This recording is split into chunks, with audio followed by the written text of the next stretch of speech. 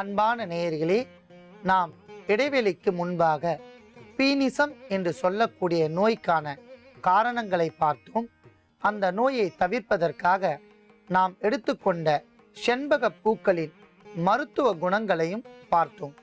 இப்பொழுது பீனிசம் தைலம் தயாரிப்பதற்காக நாம் செண்பக பூக்களை மகரந்தங்கள் நீக்கிவிட்டு இதழாக தனித்தனியாக எடுத்த செண்பகப்பூ 25 கிராம், நல்லெண்ணெய் 100 மில்லி.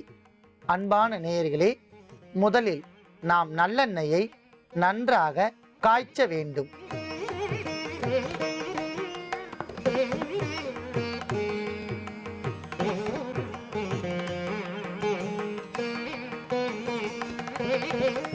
அன்பான நேயர்களே, நன்றாக கொதித்து கொண்டிருக்கின்ற நல்லெண்ணெயில் நாம் செண்பகப்பூ இதழ்களை சிறிது சிறிதாக சேர்த்து தைல பதத்திற்கு கொதிக்க வைக்க வேண்டும்.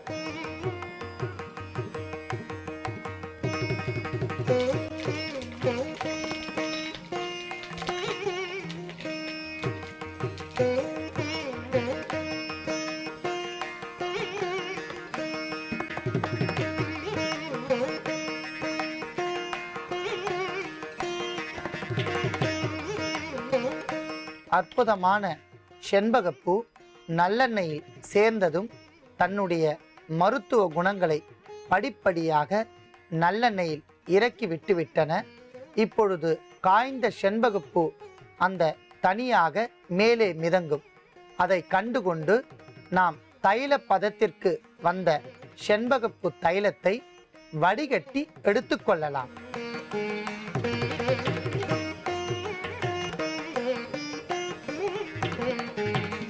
அன்பான நேயர்களே, அற்புதமான முறையில் நாம் செண்பகப்பூ தைலத்தை தயாரித்து வைத்துள்ளோம்.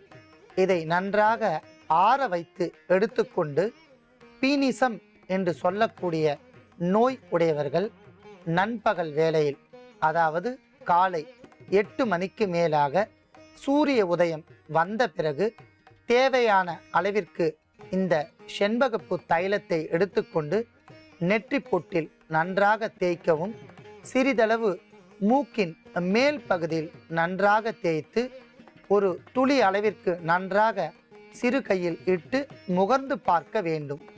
இவ்வாறு நாள் ஒன்றிற்கு 2 வேளை காலை 8 மணிக்கு மேலாகவும் நண்பகல் 3 மணிக்கு உள்ளாகவும் 2 வேளை தொடர்ந்து செய்து வந்தால் எப்பேற்பட்ட பீனிசமும் படிப்படியாக குறைந்துவிடும். ஒரு சிலருக்கு ஒரே வாரத்தில் சரியாகிவிடும், ஒரு சிலருக்கு 10 நாட்கள் எடுத்துக்கொள்ளும். அந்த நோயின் அறிகுறியும் நோய்க்கேற்ப அவர்களின் உடல் தன்மையை பொறுத்து விரைவாக மாறிவிடும். அன்பான நேயர்களே, அற்புதமான முறையில் பக்க விளைவுகள் இல்லாத செண்பக பூவை கொண்டு நாம் தயாரித்த இந்த பீனிச தைலத்தை நோய் உடையவர்கள் பயன்படுத்தி அவன் அழகா தப்பிச்சு வருவான். உன் வேலை என்னவோ அத மட்டும் பாரு. புதக்குழியா இருக்கிற பாதைக்கு போக வேண்டாம்னு சொல்றேன், நீங்க கேட்க மாட்டேங்கிறீங்களே. எல்லாத்துக்கும் கடைசியா ஒரே ஒரு வார்த்தை சொல்றேன் அத்தை, தெய்வம் கொடுக்கறத யாராலையும் தடுக்க முடியாது. தெய்வம் கொடுக்க மறுக்கிறத யாராலையும் கொடுக்கவும் முடியாது. தங்கதுரைக்கான தண்டனை ஆண்டவனோட கைவசம் தயாரா இருக்கு. முடிஞ்சா நீங்க காப்பாத்திக்கோங்க. பிரியாணி பாத்திரத்தில் நெய், கடலை எண்ணெய், பட்டை, மராட்டி மொட்டு, கல்பாசி, ஏலக்காய், பிரியாணி இலை, வெங்காயம், பூண்டு, முந்திரி, பிரியாணி மசாலா, தக்காளி, கல் உப்பு, மஞ்சள் தூள், கொத்தமல்லி, புதினா சேர்த்து நன்கு வதக்கவும். பின்னர் மட்டன், தயிர், சிறிது தண்ணீர் ஊற்றி கலந்து அதனுடன் சீரக சம்பா அரிசி சேர்த்து கொதித்த பின் பச்சை மிளகாய், புதினா சேர்த்து இறுதியாக தம் போட்டு இறக்கினால் சுவையான கொங்கு நாடு வெள்ளை மட்டன் பிரியாணி தயார். இப்போ உனக்கு கால் உடைஞ்சிருக்கும். தனோ, பார்த்து சூதானமா நடந்துக்கோ. இந்த வீடு பயங்கரமான காடு மாதிரி, யாரு அழிப்பாங்கன்னே தெரியாது. அக்கா, இப்ப நான் என்னக்கா பண்றது? யோசிக்கவே யோசிக்காத. உன் புருஷன் தலையில நறுக்குன்னு 4 கொட்டு கொட்டி சம்மதிக்க வச்சிரு, புரியுதா? சரிக்கா. முதல்ல அந்த வேலையை பாரு, போ போ. ம். செல்வி எங்க போயிருக்கான்னு சொல்லு. அதான் நீங்க சொன்னீங்களேம்மா, அவங்க அம்மா அப்பா வீட்டுக்கு போயிருக்காங்க. கரெக்ட், அப்படிதான் சொல்லணும். சரி, சந்தோஷ்க்கு லெமன் டீ கொடுத்துட்டு உடனே வந்துடணும், புரிஞ்சுதா? சரிங்கம்மா.